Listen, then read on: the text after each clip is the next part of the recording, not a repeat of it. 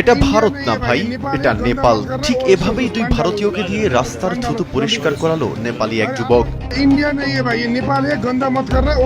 দুই ভারতীয় পর্যটককে প্রকাশ্য রাস্তায় কড়া ভাষায় উচিত শিক্ষা দিলেন এই নেপালি যুবক। নেপালে ঘুরতে গিয়ে চলন্ত গাড়ি থেকে সড়কে থুতু ফেলায় ওই পর্যটকদের উপর ক্ষোভে ফেটে পড়েন স্থানীয় এই বাসিন্দা।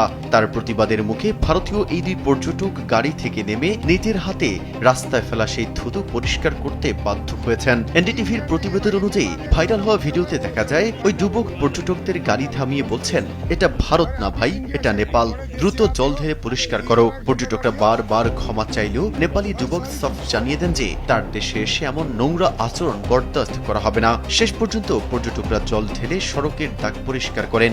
সামাজিক যোগাযোগ মাধ্যমে ভিডিওটি ছড়িয়ে পড়ার পর নেটিজেনরা ওই যুবকের সচেতনতার প্রশংসা করেছেন। অনেকে মন্তব্য করেছেন যে বিদেশের মাটিতে ভারতীয়দের এমন কাণ্ডজ্ঞানহীন আচরণ শুধু ব্যক্তির নয়, দেশের ভাবমূর্তিও ক্ষুণ্ণ করে।